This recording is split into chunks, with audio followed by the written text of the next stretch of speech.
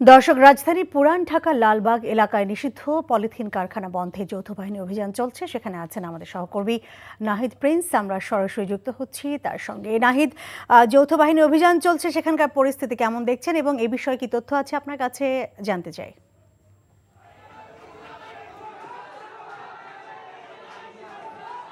লীনা, কিছুক্ষণ আগেই যৌথ বাহিনীর অভিযান শুরু হয়, প্রায় 1 ঘন্টা আগে। সেখানে একটি কারখানাকে সিলগালা করা হয়েছে। তাদের যে পলিথিন রয়েছিল সেই পলিথিন সবগুলো বের করে, এবং তারপর পরে কিন্তু কিছুটা বিশৃঙ্খলা সৃষ্টি হয় এখানে। সেনাবাহিনীর সাথে কিন্তু এখন অনেকটাই যারা পলিথিন কারখানার মালিক রয়েছে, কর্মচারী রয়েছে, তারা কথা বলছেন, সেই বোঝানোর চেষ্টা করছেন যে তাদের সময় আরও বৃদ্ধি করা যায় কিনা, বাড়ানো যায় কিনা, সেই বিষয় নিয়ে কিন্তু আলোচনা হচ্ছে। এবং যে কারখানায় অভিযান চালানো হয়েছিল লালবাগের কামালবাগ এলাকার একটি কারখানায়, সেই কারখানার কিন্তু কোনো মালিক বা কর্মচারী কাউকে কিন্তু পাওয়া যায়নি, এবং এই জরিমানা করা হয়েছে কিনা সে বিষয়ে কিন্তু এখনও তাদের পক্ষ থেকে কিছু জানানো হয়নি। তবে সেই কারখানা বন্ধের পরপরই কিন্তু সেখানে সেনাবাহিনীর সাথে তারা কথা বলতে আসেন। যারা কর্মকর্তা, কারখানার যারা মালিক রয়েছেন বা এখানে যারা কর্মচারী রয়েছেন, তারা কিছু জড়ো হয়ে তারপর তারা কথা বলতে আসেন যে তাদেরকে সময় আরও বৃদ্ধি করার জন্য বা তাদের কর্মসংস্থান বাড়ানো যায় কিনা সেই বিষয়ে তারা কথা বলছেন, এবং বন্ধ যেন না করা হয় পলিথিন কারখানা, সে বিষয়ে কিন্তু তারা বোঝানোর চেষ্টা করছেন। এবং সেখানে কিন্তু অনেকটাই এমন পরিবেশ রয়েছে যেটি আমরা আপনাদেরকে দেখাচ্ছি যে কি পরিবেশ রয়েছে এখানে।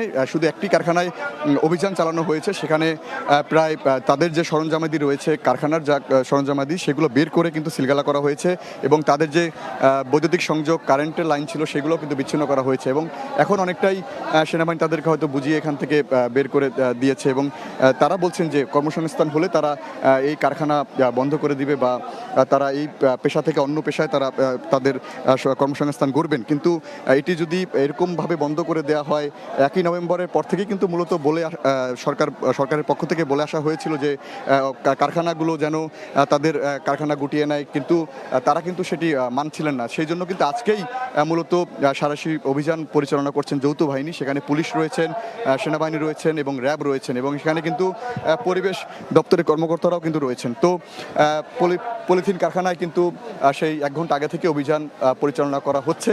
একটি কারখানায় অভিযান পরিচালনা করে তাদের কারখানা সিলগালা করা হয়েছে। এখন কিছুটা বিশৃঙ্খলা ছিল, সেটি এখন অনেকটাই কমে গেছে।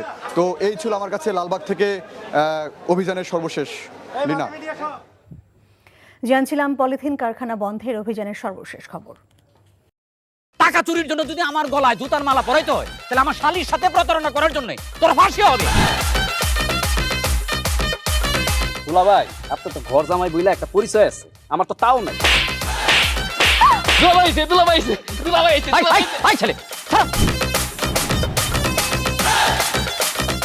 রাজনৈতিক ফ্যামিলির মেয়ে হয়ে ওই কাজ করবে। যারে পাবো আরে পিটাবো, রক্তের নেশায় ধরতে, রক্তের নেশায়, কাঁচা রক্তের নেশায় ধরতে।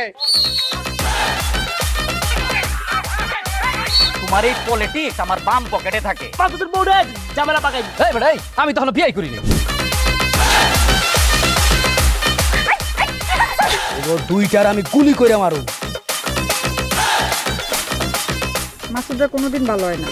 আপনার পোশাক আশাক দেখে কিন্তু আপনার তালুকদার বংশের লোক মনে হয় না আব্বা, আপনার মনে হয় যে আপনি ফকির বংশের লোক।